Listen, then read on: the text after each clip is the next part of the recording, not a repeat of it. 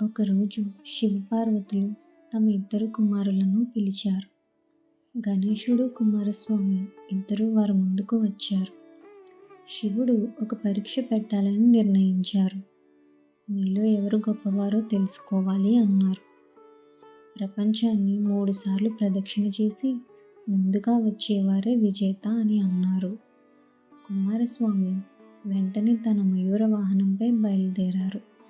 గణేశుడు మాత్రం ఆలోచనలో పడ్డారు. తన వాహనం చిన్న ఎలుక, ప్రపంచాన్ని ఎలా త్వరగా చుట్టి వస్తాను అని ఆలోచిస్తున్నారు. ఇప్పుడు గణేశుడు చిన్న చిరునవ్వు నవ్వారు. శివపార్వతుల చుట్టూ 3 సార్లు ప్రదక్షిణ చేశారు.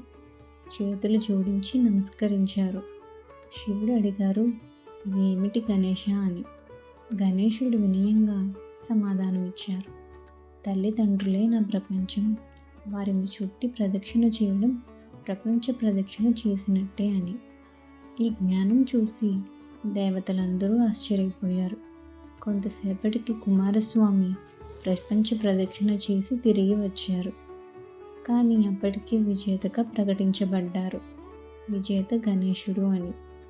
శివపార్వతులు ఆనందింపబడ్డారు. జ్ఞానం బలానికి మించినది అని ప్రకటించారు.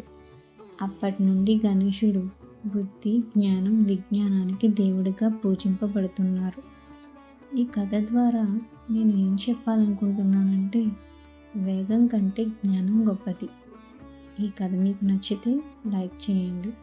ఇలాంటి పీస్ఫుల్ స్టోరీస్ కోసం ఛానల్ని సబ్స్క్రైబ్ చేసుకోండి. వినాయకుడి ఆశీస్సులు మీతో ఉండాలి. ఓం గణేశాయ నమః.